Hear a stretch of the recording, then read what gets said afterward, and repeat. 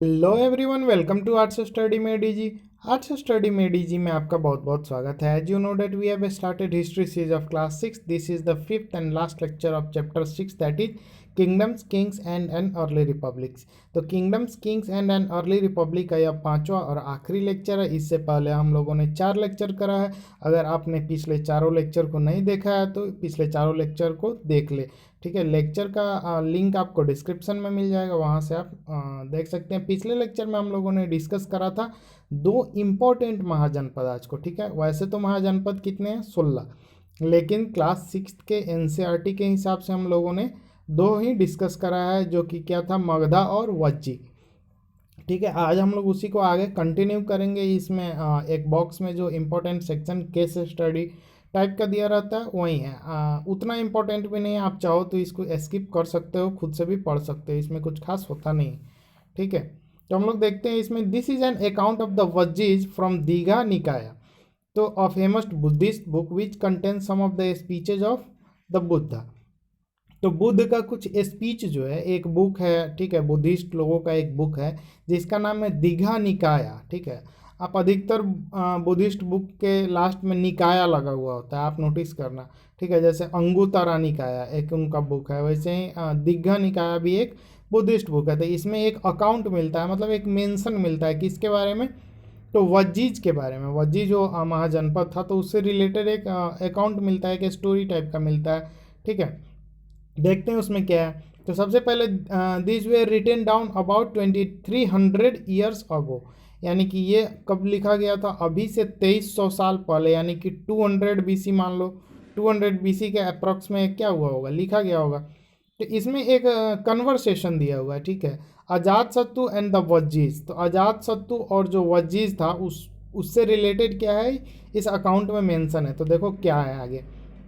तो Ajatashatru wanted to attack the Vajjis. अब अजातशत्रु जो था वो क्या करना चाहता था, तो वजीज पे अटैक करना चाहता था। ठीक है, यानी कि अजातशत्रु जो था वो क्या करना चाहता था, अपने किंगडम का विस्तार करना चाहता था। ठीक है, अपना साम्राज्य को बढ़ाना चाहता था, और बढ़ाने के लिए उसको क्या करना पड़ता, वजीज को अटैक कर करके जीतना पड़ता। अजातशत्रु मोस्ट प्रोबेबली इसका था, मगधा का। ठीक है, तो उसको क्या करना पड़ता, वजीज को जीतना पड़ता। तो sorry, he sent his minister named Vasakra to the Buddha to get his advice on the matter. तो अब अजातशत्रु, अब पहले क्या होता है, आज भी डायरेक्ट युद्ध तो करते नहीं है, एक स्ट्रेटजी बनाना पड़ता है। किसी पे अटैक करना है तो उसके बारे में पूरा इन्फॉर्मेशन निकालना पड़ता है।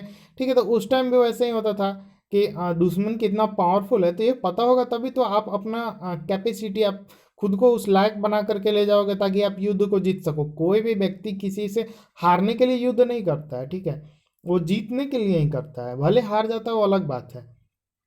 तो वो क्या किया कि अपने मिनिस्टर को, किसके मिनिस्टर, जिसका नाम क्या था, वसाकरा, तो उसको बुद्ध भगवान के पास भेजा। ठीक है, भगवान नहीं है, बुद्धा के पास भेजा। ठीक है, तो एडवाइस लेने के लिए किस उस मैटर पे, यानी कि क्या किया जाए, कैसे किया जाए। ठीक, तो the Buddha asked whether the Vajjis met frequently in full assemblies.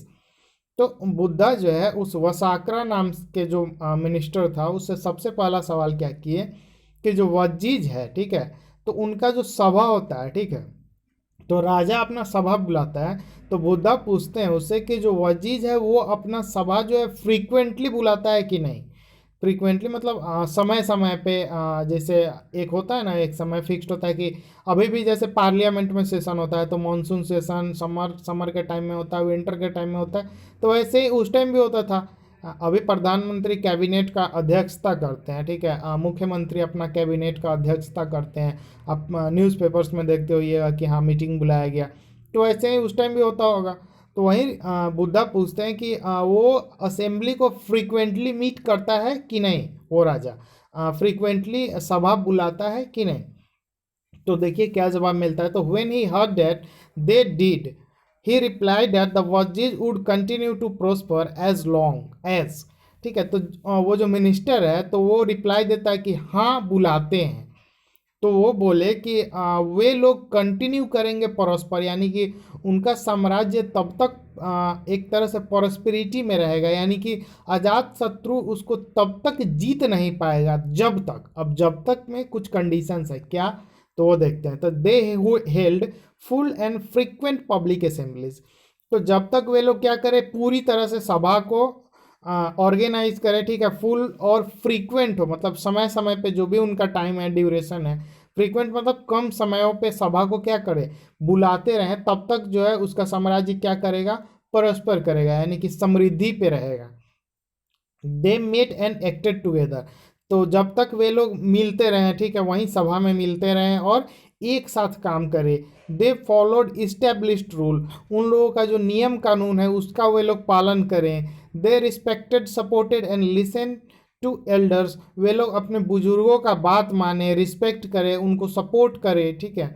वजिज women they are not held by force और कैप्चर्ड, तो वहाँ के औरतों को कोई भी प्रताड़ना नहीं किया जाए, उन पर कोई भी जोर जबरदस्ती नहीं किया जाए, ठीक है। चैत्याज यानी कि जो लोकल श्राइन्स है they are maintained in both towns and villages, तो जो टाउन्स और विलेजेस में जो चैत्याज थे उसको मेंटेन किया जाए। White saints who follow different beliefs were respected and allowed to enter and live the country freely, तो जो भी संत थे या पुजारी थे वे लोग क्या किया जाए, उनका भी डिफरेंट बिलीफ्स को क्या किया जाए, रिस्पेक्ट किया जाए उनको, मतलब जो कंट्री कंट्री यानी कि उस टाइम क्या जो भी उसका साम्राज्य था, जैसे वज्जी हो गया, तो उस वज्जी में बाहर जाने आने का फ्रीली अनुमति हो।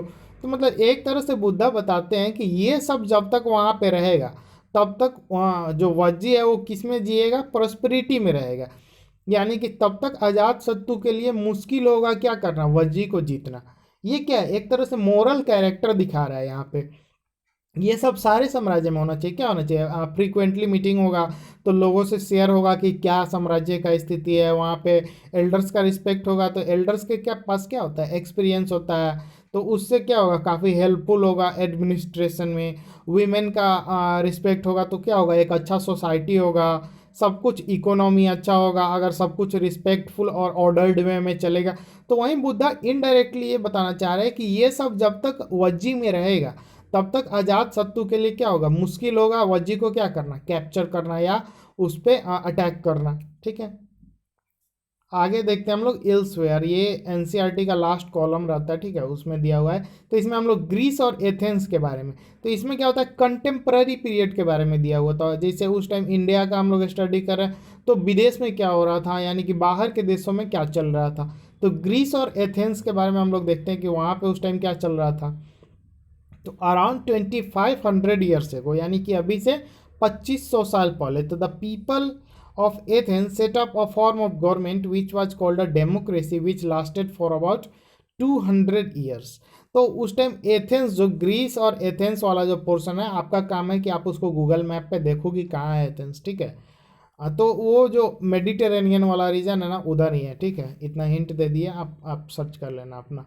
तो वहाँ पे क्या होता है कि वहाँ के लोग जो है एक तरह का गवर्नमेंट वहाँ पे इस्टेब्लिश करते हैं, जो एक तरह से क्या था, डेमोक्रेटिक गवर्नमेंट था, ठीक है, डेमोक्रेसी का फॉर्म का गवर्नमेंट था, जो लगभग वहाँ पे कितने दिनों तक चला, तो 200 साल तक।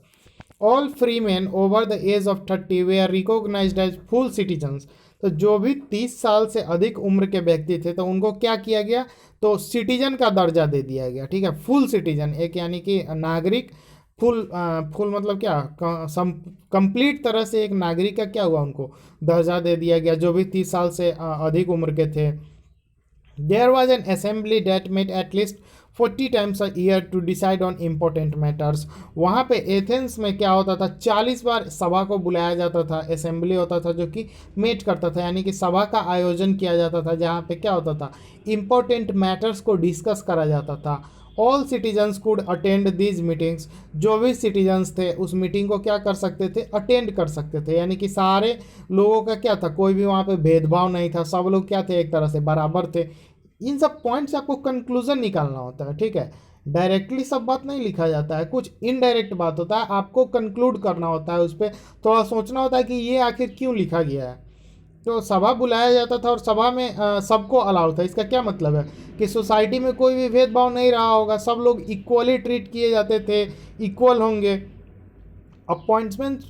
Appointments for many positions were made through lottery, तो लॉटरी सिस्टम के थ्रू क्या किया जाता था, जो भी पोस्ट था उस पर अपॉइंटमेंट किया जाता था। All those who wanted to be chosen gave in their names and then some were selected through lottery, वहीं लॉटरी प्रोसेस के बारे में बता रहा है कि अपना नाम देना पड़ता था और उसमें से जिसका नाम निकलता था वो क्या होता था, वहाँ पे अपॉइंटमेंट मिलता था उसको, किसका पोजीशन हेल्ड करता था वो, ठीक है। Citizens were expected to serve in the army and the navy, जो भी सिटीजन्स थे, नागरिक थे एथेंस के, ठीक है, तो उनसे क्या एक्सपेक्ट करता था, यानी कि जिस साम्राज्य में वो रहते थे, ठीक है, जिस राजा के अधीन थे, तो राजा तो था नहीं वो एक तरह से क्या हो चुका था, डेमोक्रेसी।